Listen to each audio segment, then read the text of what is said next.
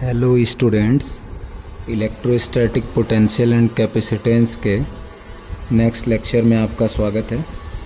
तो पिछले लेक्चर में हमने स्फेरिकल सेल के थ्रू पोटेंशियल क्या आता है, उसके सरफेस के बाहर, सरफेस पे और इनसाइड द स्फेरिकल सेल, वो हमने कैलकुलेट करा था और देखा था।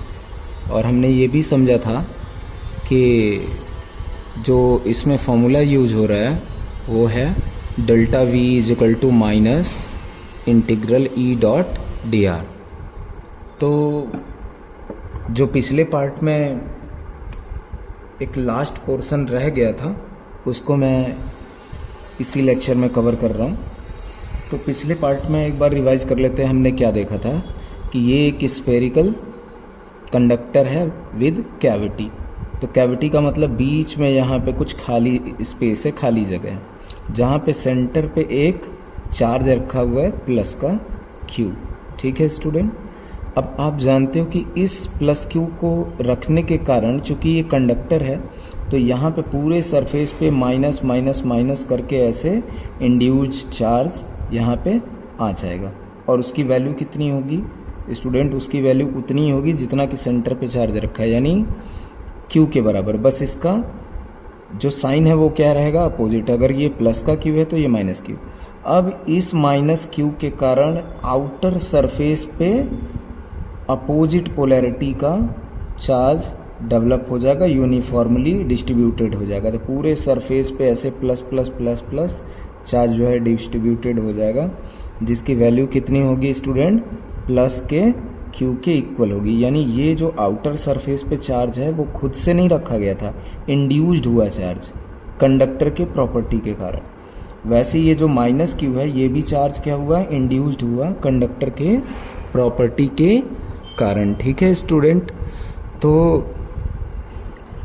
अब हमने देखा था कि अगर हम सेंटर से कहीं आर डिस्टेंस पे पोटेंशियल कैलकुलेट करते हैं, तो पिछले लेक्चर में हमने देखा था कि v इज इक्वल टू उसकी वैल्यू कितनी आती है? के क्यू डिवाइडेड बाई आर आती है। ऐसा लग रहा है कि जैसे कहीं सेंटर पे कोई चार्ज क्यू रखा हुआ हो और आर डिस्टेंस पे पोटेंशियल कितना आएगा तो वो के क्यू बाई आर आता है। उसी तरीके से इसका आंसर आया। वैसे स्टूडेंट जब हमने कैलकुलेट करा, शायद आपको होमवर्क में भी मैंने दिया था कि आपको सेकेंड पार्ट होमवर्क में करना था कि इसके जो आउटर सरफेस पे पोटेंशियल कितना आएगा। तो आपने किया भी होगा और मैंने भी किसी पोर्शन में उसको सॉल्व कर ही दिया था। तो उसकी वैल्यू कितनी निकल के आई थी स्टूडेंट? के क्यू डिवाइडेड बाई बी, यानी कि रेडियस के इक्वल आई थी। अब आपको पता है कि ये जो कंडक्टर है उसके बीच में क्या है? ये सब मटेरियल प्रेजेंट है। ये सब क्या है? मटेरियल प्रेजेंट है। तो जहाँ भी मटेरियल प्रेजेंट है वहाँ पे इलेक्ट्रिक फील्ड कितना होगा स्टूडेंट? जीरो होगा। आपको पता है कि इलेक्ट्रिक फील्ड कितना होगा? जीरो होगा। तो इलेक्ट्रिक फील्ड अगर जीरो है तो पोटेंशियल क्या हो जाएगा? V क्या हो जाएगा स्टूडेंट? कांस्टेंट हो जाएगा। कांस्टेंट यानी कि नहीं चेंज होगा। यानी जो पोटेंशियल हमारा सरफेस पे है पूरे inside the conductor same to same potential रहेगा। कहाँ? इनर सरफेस तक। आउटर सरफेस से लेके इनर सरफेस तक पोटेंशियल क्या रहने वाला है? कांस्टेंट रहने वाला है। तो रिजल्ट क्या बोलेंगे हम लोग कि potential value of potential will be constant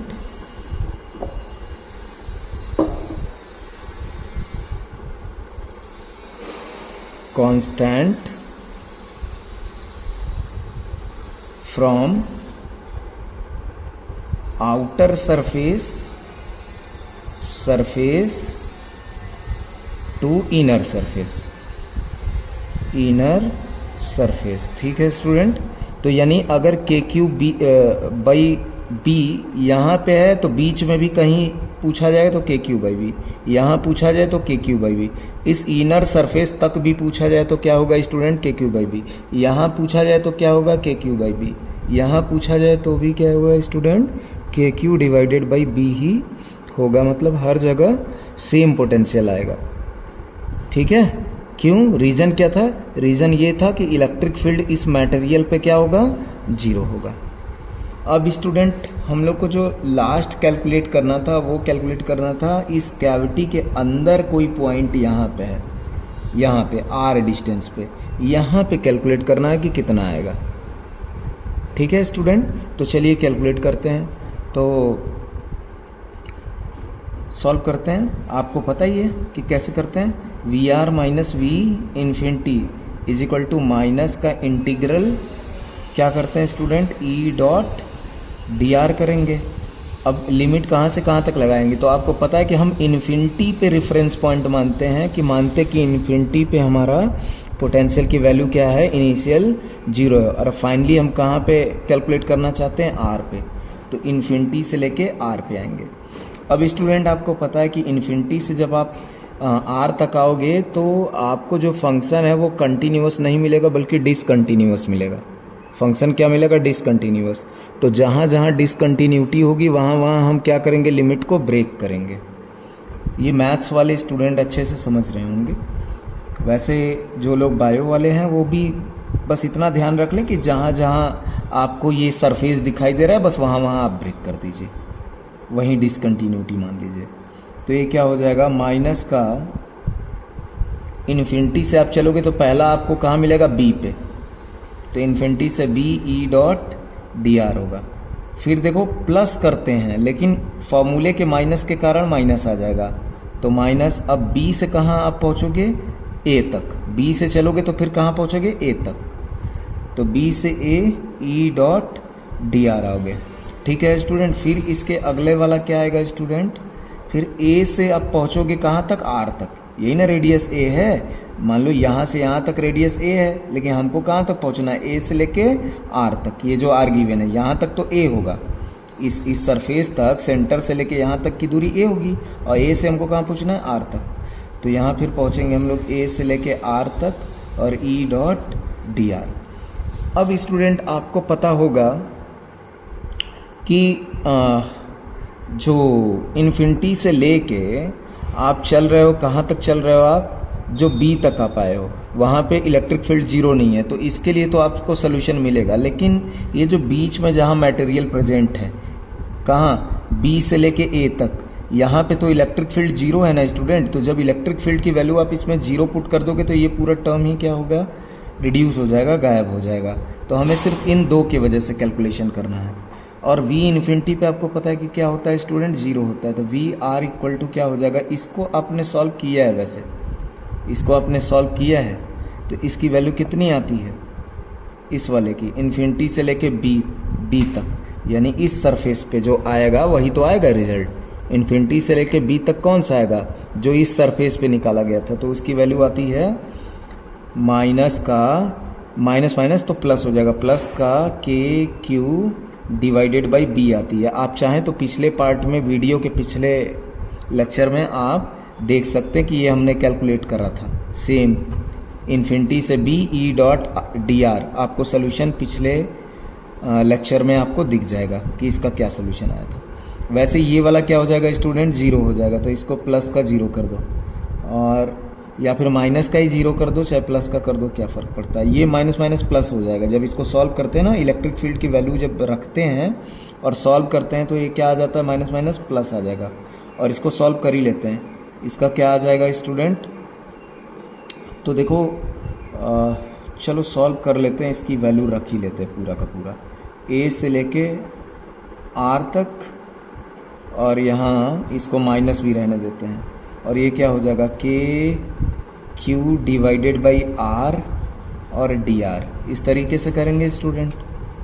तो अभी ये तो के क्यू डिवाइडेड बाई बी रहेगा, और ये देखिए आप इलेक्ट्रिक फील्ड की वैल्यू आर स्क्वायर थी। तो जब इसको सॉल्व करोगे आप, आर स्क्वायर का इंटीग्रेशन क्या होता है? माइनस का 1/r, माइनस का 1/r। तो ये माइनस और ये माइनस प्लस हो जाएगा, प्लस का के क्यू, और ये लिमिट में आएगा माइनस 1/r, क्योंकि माइनस का 1/r आता तो उस माइनस को हमने बाहर भेज दिया तो माइनस माइनस प्लस हो गया। और लिमिट कहाँ से कहाँ तक रखी जाएगी स्टूडेंट? ए से लेके आर तक। तो यहाँ जो वी आर की वैल्यू आएगी स्टूडेंट, वो आएगी के क्यू डिवाइडेड बाई बी, और यहाँ पे क्या रखोगे आप, प्लस का के Q divided by upper limit तो आएगा आर, और फिर आएगा माइनस का लोअर लिमिट तो माइनस का के Q divided by A.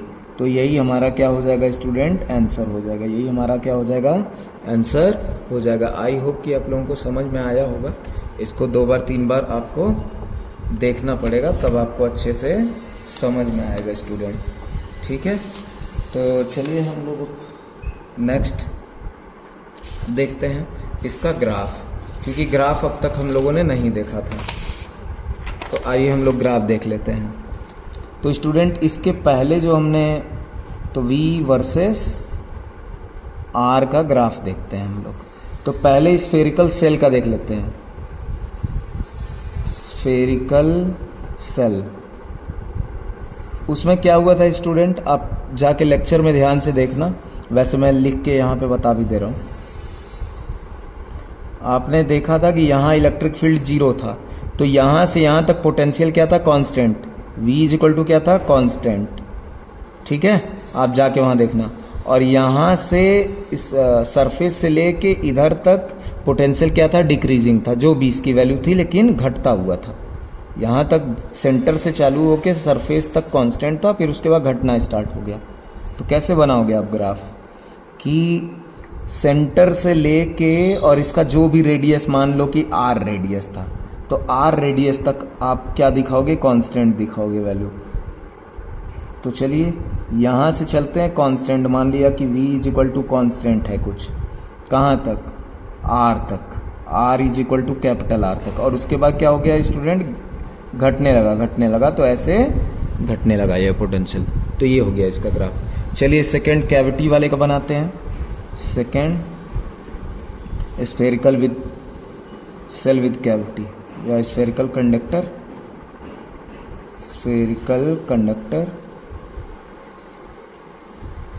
With cavity. तो इसका आपको, चलिए इसका भी एक बार आपको फिगर बना देते हैं।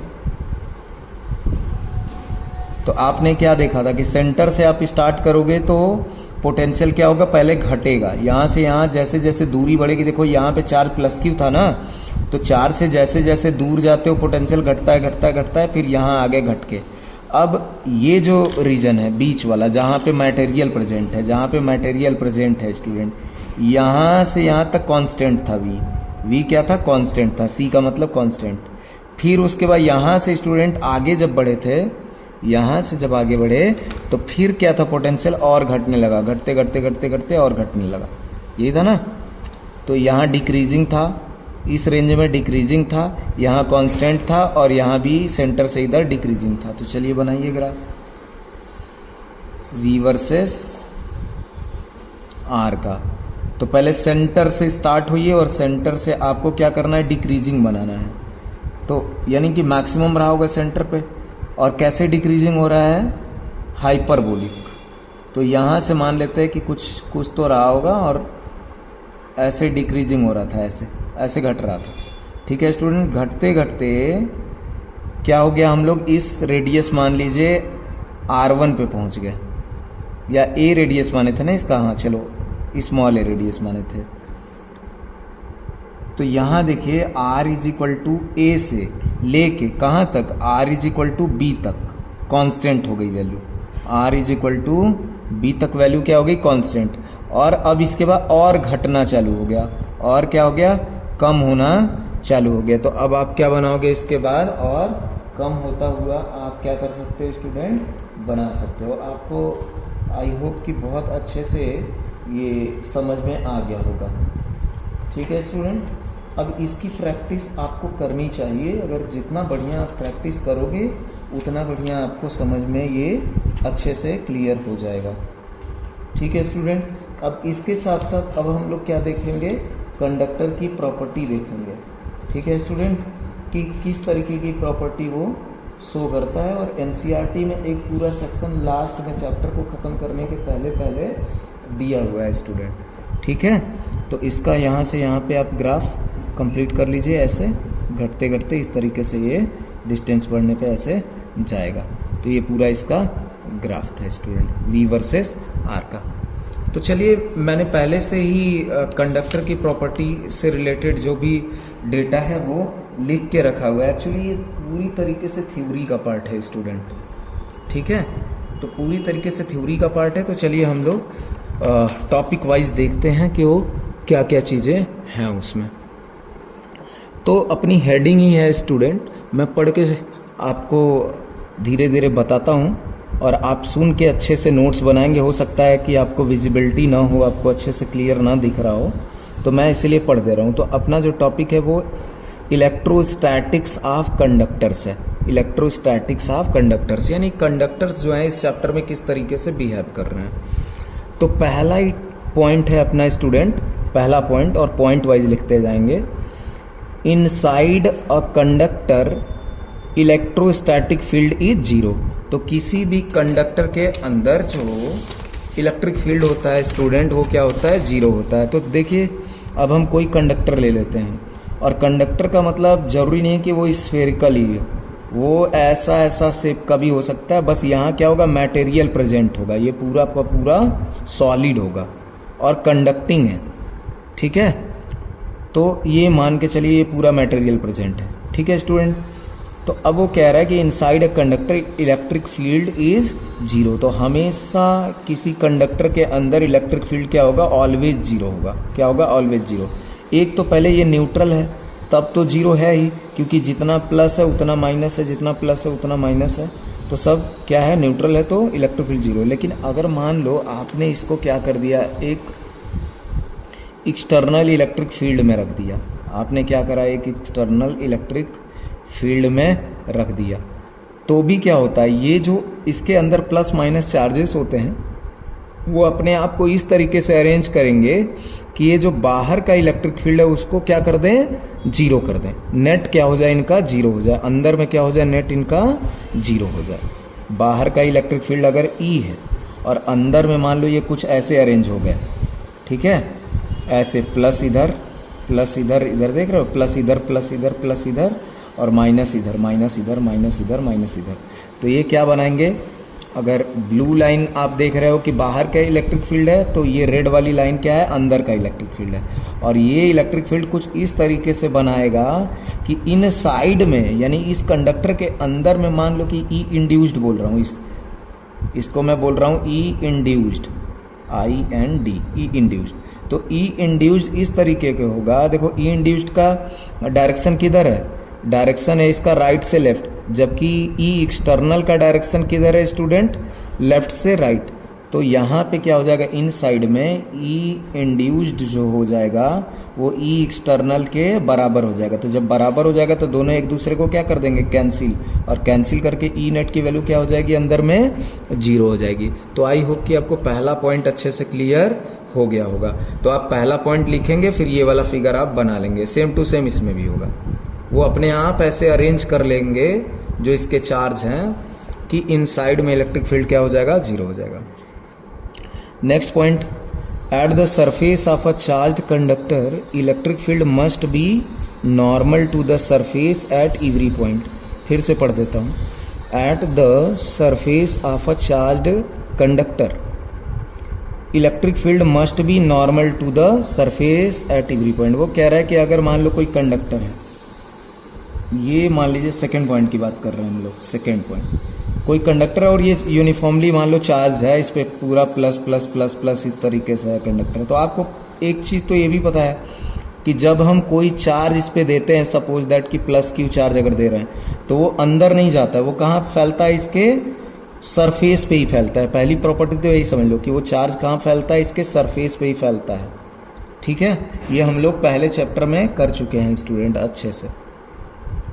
तो अब आपको पता है कि इलेक्ट्रिक फील्ड, तो क्या पॉइंट बोल रहा है कि electric field must be normal to the surface at every point. तो आपको पता है कि ये जो कोई भी कंडक्टर होता है वो क्या होता है, अभी अभी हमने पिछले लेक्चर में देखा कि जो स्फेरिकल सेल था उस पर जो पोटेंशियल होता है वो कैसा होता है, V is equal to constant होता है, कांस्टेंट होता है।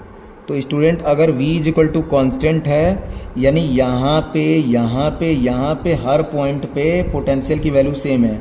सपोज दैट कि यहाँ 10 वोल्ट है तो यहाँ भी 10 वोल्ट, यहाँ 10, यहाँ 10, यहाँ 10, यहाँ 10, हर जगह 10 10 10 है। तो ये कैसा हो गया? ये हो गया इक्वी पोटेंशियल सरफेस। हालांकि आपको पता है कि जो कंडक्टर होता है उसके अंदर इलेक्ट्रिक फील्ड 0 होता है, तो पूरा सरफेस से लेके अंदर तक हर जगह इक्वी पोटेंशियल सरफेस ही होता है। लेकिन पहले हम सरफेस की बात कर लेते हैं। अंदर में भी इक्वी पोटेंशियल सरफेस ही होगा, मतलब ये भी इक्वी पोटेंशियल सरफेस होगा और ये बाहर वाला भी इक्वी पोटेंशियल सरफेस हो गया। तो अब हमने पिछले लेक्चरों में अपने देखा था कि इक्वी पोटेंशियल सरफेस से इलेक्ट्रिक फील्ड लाइन कैसे जाती है? नॉर्मली जाती है। कैसे जाती है? नॉर्मली जाती है। ये हम लोग प्रूव कर चुके हैं। पहले तो हमने क्या देख लिया कि अगर इस पे चार्ज डिस्ट्रीब्यूटेड है, ये कंडक्टर है, तो ये क्या होगा? इक्वी पोटेंशियल सरफेस होगा। और according to the property of equipotential surface, electric field always perpendicular to the surface. Electric field क्या होता है? ऑलवेज क्या होता है? इक्वी पोटेंशियल सरफेस के परपेंडिकुलर होता है। तो पहले हमने इसको प्रूव करा कि भाई ये क्या है? इक्वी पोटेंशियल सरफेस है। और इक्वी पोटेंशियल की सरफेस की प्रॉपर्टी क्या कहती है? इक्वी पोटेंशियल सरफेस की प्रॉपर्टी कि इलेक्ट्रिक फील्ड हमेशा कैसा जाता है? नॉर्मली जाता है। नॉर्मली का मतलब 90 डिग्री बनाते हुए। और मैंने एक ऐसा छोटा सा बॉक्स बना के यहाँ प्रूव भी करा था। उसमें हालांकि एक एरर आ गया था, वहाँ डेल्टा ई जो मैंने लिख दिया था वो डेल्टा वी होगा। बोला मैंने डेल्टा वी और लिख दिया था डेल्टा ई लिख दिया था। और यहाँ किया था V A minus V B करा था इसको डेल्टा वी की जगह। और इसकी वैल्यू किसके बराबर थी? ई डॉट आर के बराबर थी। ठीक है, वो सब ऐसे करके मैंने उस लेक्चर में सॉल्व करा था। ये आई होप कि सेकेंड पॉइंट आपको अच्छे से क्लियर हो गया होगा। तो आपको सेकेंड पॉइंट लिखना है, फिर ये फिगर बनाना है और जो मैं बोल रहा हूँ उसको भी लिखना है। चलिए स्टूडेंट, अब नेक्स्ट देखते हैं हम लोग। The interior of a conductor can have no excess charge in the static situation. The interior of conductor can have no excess charge in the static situation. तो कह रहा है कि अगर कोई कंडक्टर है, थर्ड पॉइंट, कोई कंडक्टर है, देखो मैं बार बार स्फेरिकल ले रहा हूँ लेकिन जरूरी नहीं कि वो स्फेरिकल हो। तो इसमें पूरा मटेरियल प्रेजेंट है स्टूडेंट, पूरा मटेरियल भरा हुआ है, सॉलिड है।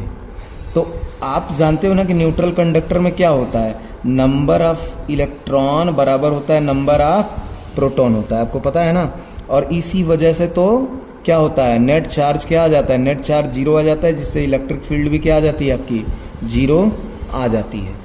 तो अब तो इसीलिए आपको ये बात पता है कि इंटीरियर में किसी कंडक्टर के, the interior of conductor can have no excess charge in the static situation. तो स्टैटिक सिचुएशन में जब तक कि इसको घुमाया नहीं जा रहा है, इसको चलाया नहीं जा रहा है, तब तक इसमें क्या रहेगा?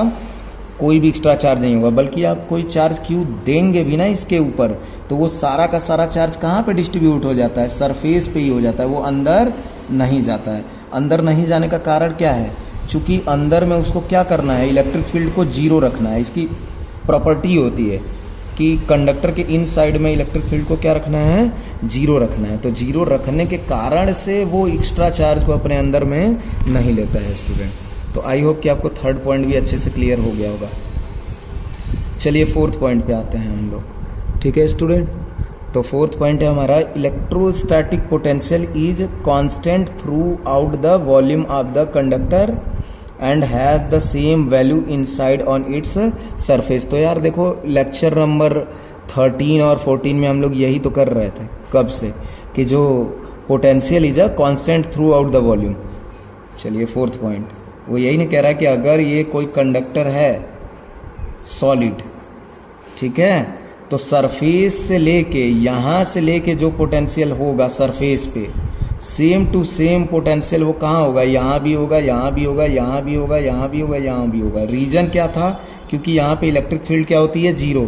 इसलिए ये पूरा का पूरा क्या हो जाता है? इक्वी पोटेंशियल सरफेस हो जाता है। मतलब इस कंडक्टर के अंदर कोई भी आप लाइन ड्रॉ करो, ऐसे खींचो, देखो पहले तो ये पूरा का पूरा सरफेस ही इक्वी पोटेंशियल सरफेस है। फिर अगर ऐसी कोई लाइन ड्रॉ करो ब्लू कलर से, तो ये पूरा का पूरा इक्वी पोटेंशियल लाइन हो गया। ऐसी कोई लाइन खींचो तो वो भी क्या हो गया? इक्वी पोटेंशियल लाइन हो गया। तो हमने लेक्चर नंबर 13 और 14 में तो पूरा का पूरा प्रूव ही किया है। कि जो वैल्यू यहाँ आई थी वही वैल्यू इनसाइड आई थी, वही वैल्यू सेंटर तक आई थी, आपको ध्यान होगा।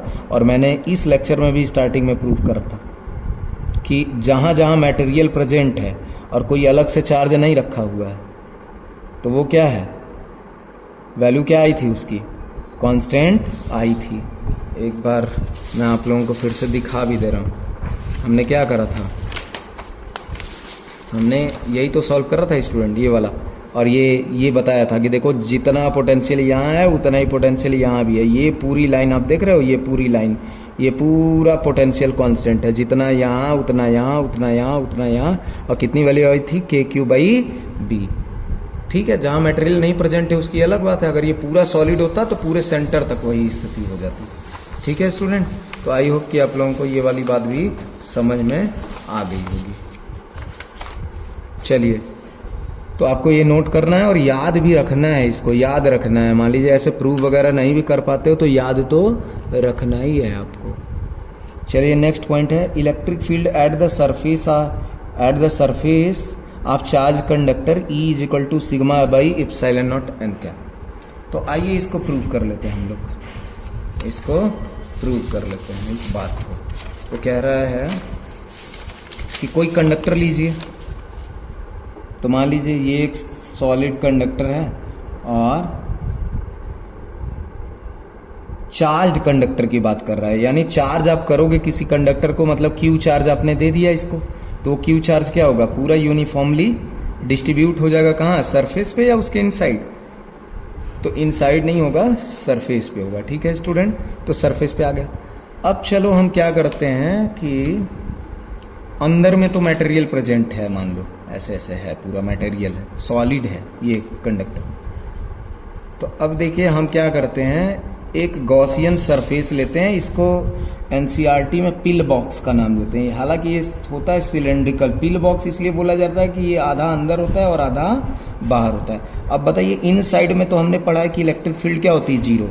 जब इलेक्ट्रिक फील्ड ही जीरो हो गया तो कोई फ्लक्स अंदर से जाएगा, नहीं जाएगा। चार्ज कहाँ प्रेजेंट है, ये देखो ऊपर देख रहे हो ना रेड कलर से, ये जो मैंने बताया। तो इसी के वजह से इलेक्ट्रिक फ्लक्स यहाँ से ऐसे ऐसे निकलेगा, और जहाँ से इलेक्ट्रिक फ्लक्स निकल रहा है भाई इलेक्ट्रिक फील्ड भी तो वहीं होगी। तो चलो मानते हैं कि इसका ये जो ऊपर का कैप है ना, उसका जो एरिया है वो कितना मान लेते हैं हम, A मान लेते हैं। कितना मान लेते हैं, A। तो फ्लक्स बताइए इसके थ्रू फ्लक्स कितना आएगा, जो फ्लक्स आएगा, फ्लक्स = कितना आएगा, E.A आएगा। इलेक्ट्रिक फील्ड तो कांस्टेंट ही होगा। ठीक है स्टूडेंट, यहाँ सरफेस पे हम क्या मान रहे हैं कि मतलब इलेक्ट्रिक फील्ड जो इसके थ्रू पास होगा, इसके थ्रू, वो तो कांस्टेंट होगा ना, क्योंकि डिस्टेंस सभी का क्या होगा, ऑलमोस्ट सेम होगा। तो E.A ये किसकी वैल्यू आई, फ्लक्स की। और फ्लक्स किसके बराबर होता है, by Gauss law. By Gauss law flux किसके बराबर होता है, फ्लक्स बराबर होता है Q∞/ε0। तो E/A बराबर हो जाएगा, Q∞ कैसे लिखोगे, तो मान लिया हमने कि चार्ज डेंसिटी कितनी है, सिग्मा है। देखो ये सरफेस है, तो सरफेस पे चार्ज डेंसिटी क्या मानते हैं, सिग्मा। क्या मानते हैं स्टूडेंट, सिग्मा मानते हैं। कि मान लिया कि चार्ज डेंसिटी कितना है, सिग्मा। और सिग्मा बराबर होता क्या है, Q/ total area. Total area. तो ये बताओ कि इसके अंदर में चार्ज कितना आएगा, तो सिग्मा इंटू जितना इसका एरिया है इस सर्कुलर आर्क का, देख रहे हो, तो ये क्या हो जाएगा, सिग्मा इंटू A, और डिवाइडेड बाई क्या हो गया, ε0। तो देखो स्टूडेंट A से A कैंसिल हो गया, तो E क्या निकल के आया, σ/ε0। और जो क्या है, एक कांस्टेंट वैल्यू है। जो क्या है स्टूडेंट, क्योंकि सिग्मा तो फिक्स ही होगा, ε0 भी फिक्स होगा, तो एक कांस्टेंट वैल्यू निकल के आएगी स्टूडेंट। तो आपको अच्छे से समझ में आया होगा। ठीक है स्टूडेंट, चलिए नेक्स्ट देखते हैं स्टूडेंट हम लोग। नेक्स्ट हम लोग देखते हैं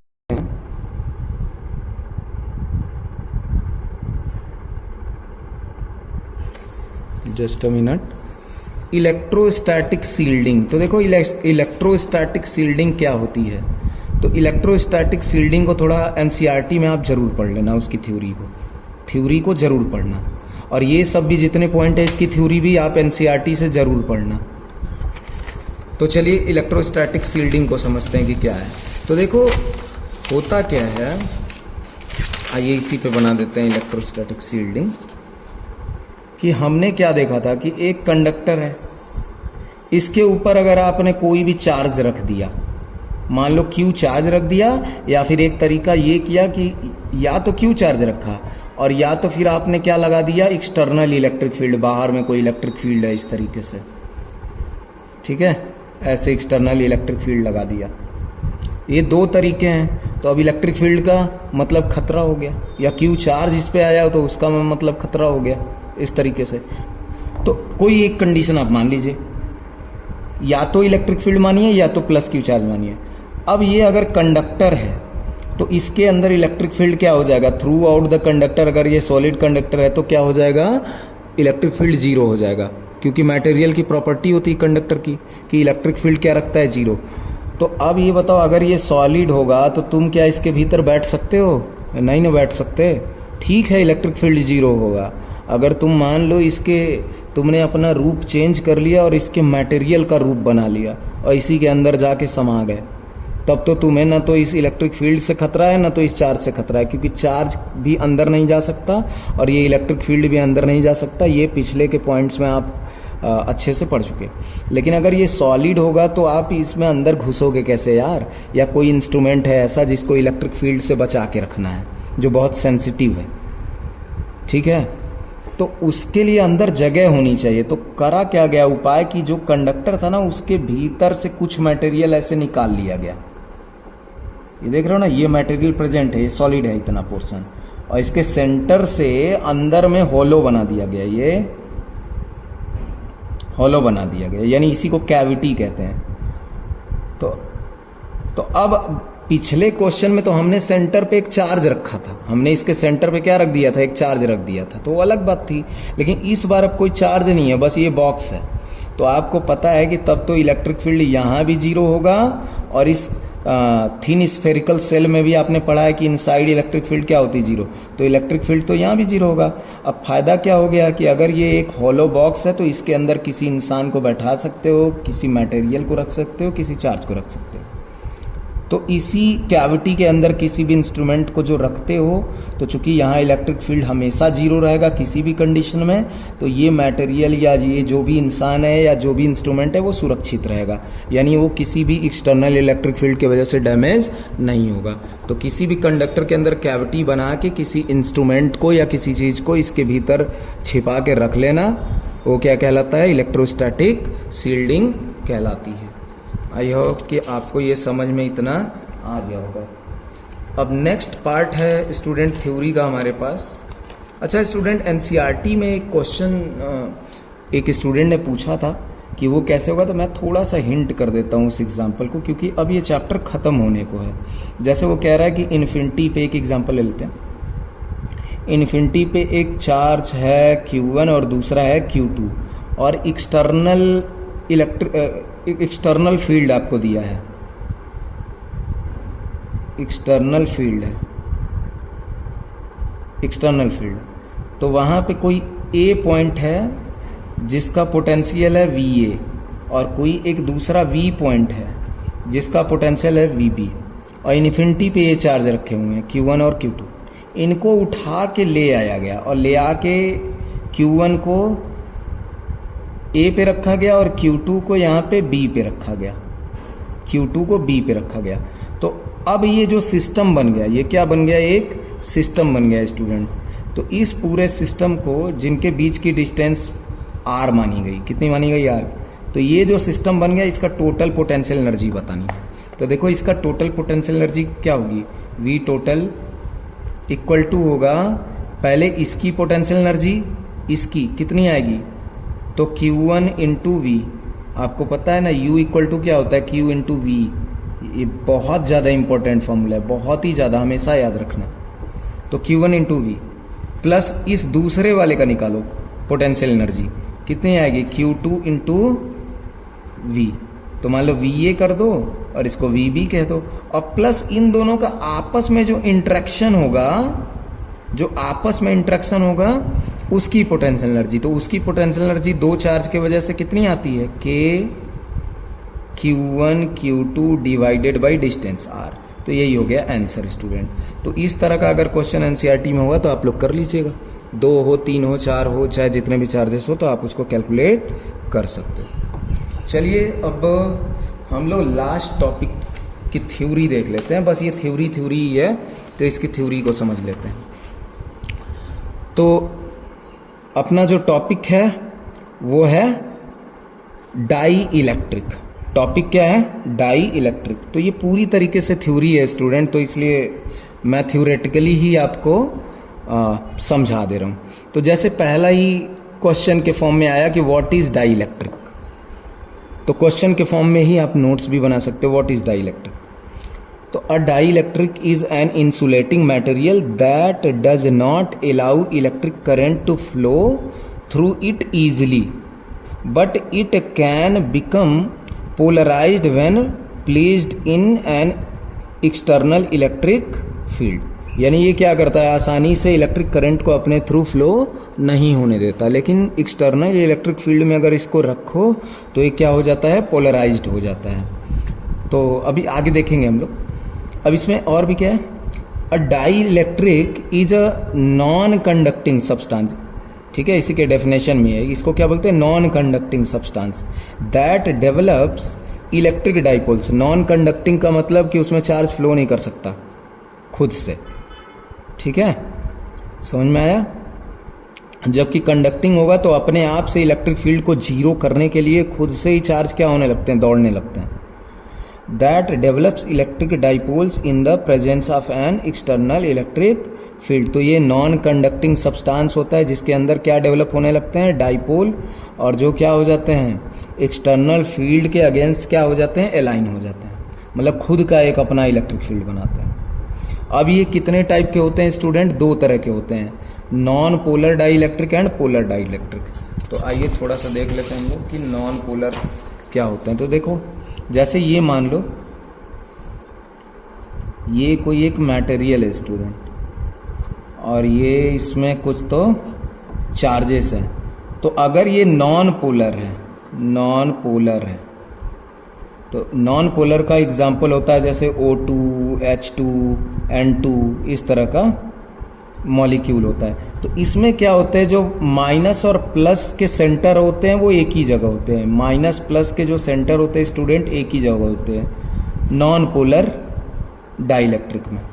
माइनस प्लस के सेंटर एक ही जगह होते हैं, यानी इसमें पहले से कोई डाइपोल वगैरह नहीं होता है। तो वैसे भी देखा जाए तो डाइपोल मोमेंट P क्या होता है, नेट इनका 0 ही होता है। लेकिन जैसे ही आप क्या करोगे, इसको एक्सटर्नल इलेक्ट्रिक फील्ड में ऐसे रखोगे, एक्सटर्नल इलेक्ट्रिक फील्ड में रखोगे, तो ये क्या करते हैं, ये डाइपोल बना लेते हैं। कैसे बना लेते हैं कि इसका जो चार्ज है ना वो थोड़ा सा डिस्टेंस क्रिएट कर लेता है, यानी मैंने कहा एक ही जगह दोनों का सेंटर होता है।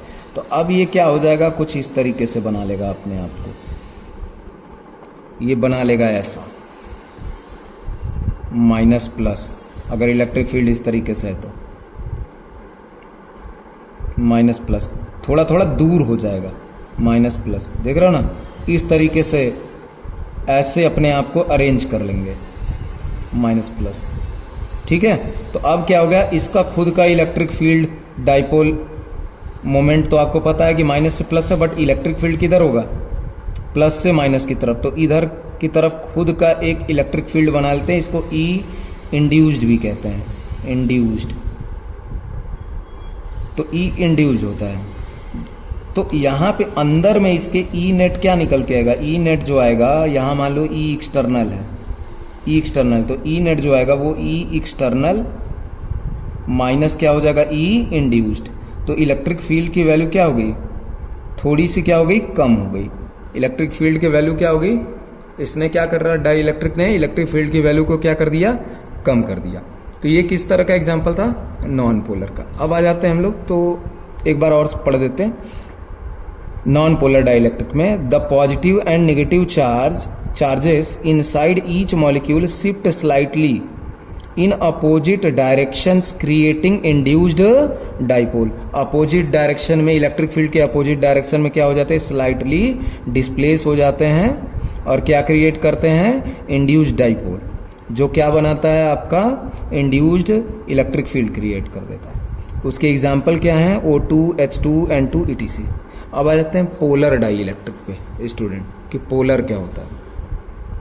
The molecules already have permanent dipoles, मतलब ऐसा मटेरियल पोलर में, ऐसा मटेरियल जिसमें पहले से ही डाइपोल है, ठीक है स्टूडेंट, और अपने ऐसे ऐसे है, कोई तो इधर है, कोई तो ऐसे पड़ा हुआ है, मतलब डाइपोल तो है लेकिन मनमाना किधर भी पड़ा हुआ है, किसी को कोई फर्क नहीं है, कोई अलाइन नहीं है अच्छे से, ठीक है, कोई अलाइन नहीं है अच्छे से। लेकिन तो ये क्या हो जाता है, इसको पोलर बोलते हैं, कि जिसमें पहले से ही डाइपोल है, जबकि इसमें पहले से डाइपोल नहीं था। डाइपोल जब इलेक्ट्रिक फील्ड के संपर्क में आता है तब बनता है, ठीक है, और इसमें क्या है, पहले से ही डाइपोल है। डाइपोल क्या है, पहले से ही अवेलेबल है। अब जैसे ही इलेक्ट्रिक फील्ड में इसको रखोगे, एक्सटर्नल इलेक्ट्रिक फील्ड में, इस तरीके से एक्सटर्नल इलेक्ट्रिक फील्ड में इसको रखोगे, तो ये क्या हो जाएगा, बस अलाइन कर लेगा अपने आप को क्या कर लेगा, बहुत अच्छे से अरेंज कर लेगा। और अरेंज करके क्या करेगा, बढ़िया से अरेंज करके कुछ इस तरीके से, मान लीजिए नेट डाइपोल मोमेंट देगा। डाइपोल मोमेंट आप एनसीईआरटी में देखना, इसका अच्छे से फिगर है और इसको अच्छे से पढ़ना एक बार यहां समझने के बाद। तो नेट डाइपोल मोमेंट होता है, क्योंकि ये क्या हो जाता है, एकदम सीरियल वाइज ऐसे ऐसे अलाइन हो जाएंगे, एकदम बढ़िया से, एकदम देख रहे हो ना, इस तरीके से अलाइन हो जाएंगे सब एकदम अच्छे से, plus minus plus minus plus minus, मतलब डाइपोल पहले से था, बस डाइपोल क्या करेगा, अपना डायरेक्शन चेंज कर लेगा और सारे को एकदम अच्छे पैटर्न में अलाइन कर देगा। किसमें, पोलर में, जबकि नॉन पोलर में पहले से डाइपोल नहीं था, ठीक है। तो अलाइन कर देगा, तो फिर क्या हो जाएगा, इस एक्सटर्नल इलेक्ट्रिक फील्ड के अपोजिट में अपना एक इलेक्ट्रिक फील्ड ई इंड्यूस्ड ये भी बनाएगा, सेम ही प्रोसेस है, ई इंड्यूस्ड, और तब क्या हो जाएगा, ई नेट जो निकल के आएगा वो ई एक्सटर्नल माइनस ई इंड्यूस्ड हो जाएगा। तो कुल मिला जुला के ये डाइपोल कर क्या रहे हैं, सॉरी, ये जो डाइलेक्ट्रिक हैं ये कर क्या रहे हैं, इससे क्या फ़ायदा हो रहा है, तो इससे ये फ़ायदा हो रहा है कि इससे इलेक्ट्रिक फील्ड की वैल्यू क्या हो जा रही है, इस मटेरियल के अंदर में क्या हो जा रही है, डिक्रीज हो रही है, ठीक है स्टूडेंट। तो ये काम है इनका। आइए अब आगे की प्रॉपर्टी पढ़ते हैं इनकी। तो इसके एग्जाम्पल एक बार पूरा पढ़ लेते हैं। The molecules already have permanent dipoles, तो यही बोल रहा है कि इसके अंदर क्या है, परमानेंट डाइपोल्स पहले से ही है, but they are randomly oriented, और ये क्या कहते हैं, कहीं कहीं किसी भी डायरेक्शन में फैले रहते हैं, इनको कोई फर्क नहीं है। The external field makes these dipoles aligns, जैसे एक्सटर्नल फील्ड्स के अंदर आते हैं तो क्या हो जाते हैं, एलाइन हो जाते हैं, एलाइंस इन द फील्ड डायरेक्शन। तो डाइपोल क्या करेंगे, फील्ड के डायरेक्शन में एलाइन हो जाएंगे, ठीक है, यानी कि फील्ड के डायरेक्शन में इनका क्या आ जाएगा, डाइपोल मोमेंट। तो डाइपोल मोमेंट अगर फील्ड के डायरेक्शन में है तो इनका जो इलेक्ट्रिक फील्ड इनकी वजह से आएगा, तो इलेक्ट्रिक फील्ड क्या आएगा, प्लस से माइनस की तरफ, क्या आएगा, प्लस से माइनस की तरफ, इस तरीके से आ जाएगा। तो ये क्या बनाएगा, तो एक इंड्यूस्ड इलेक्ट्रिक फील्ड बना देगा जिसकी वैल्यू कम हो जाएगी। अब ये क्या होगा स्टूडेंट, तो ये देखो इसका एग्जाम्पल H2O हो गया, Cl हो गया, HF हो गया, SO2 हो गया। और ऐसे रियल एग्जाम्पल मटेरियल का क्या होता है, डाइलेक्ट्रिक मटेरियल का एग्जाम्पल क्या होता है, तो डाइलेक्ट्रिक मटेरियल का एग्जाम्पल होता है student glass, mica, paper, plastic, rubber, air, etc। ये सभी क्या माने जाते हैं, डाइलेक्ट्रिक माने जाते हैं। अब आता है इंपॉर्टेंस ऑफ डाइलेक्ट्रिक्स, तो they are used between the plates of capacitor, तो कैपेसिटर के प्लेट्स के बीच में इनको यूज करा जाता है। इससे क्या फायदा होगा, तो they increase the capacitance of capacitor, तो इससे कैपेसिटेंस बढ़ जाता है कैपेसिटर का, वो हम लोग उस चैप्टर में देखेंगे कैसे बढ़ जाता है। They reduces the effective electric field inside the material, तो अभी हमने देखा कि मटेरियल के अंदर ये क्या करते हैं, जो नेट इलेक्ट्रिक फील्ड है उसको क्या कर देते हैं, कम कर देते हैं, रिड्यूस कर देते हैं। They prevent charge leakage because they are insulator, तो ये इंसुलेटर होते हैं, नॉन कंडक्टर होते हैं, तो इसलिए क्या करते हैं, चार्ज लीकेज को भी क्या करते हैं, प्रिवेंट करते हैं। अब इसमें ये बताओ कि इसमें दो चीज़ें हो रही थी जो अभी हम लोग देख रहे थे कि ये पहले तो कुछ ऐसे सेंटर पे थे, फिर बाद में ये नॉन पोलर वाला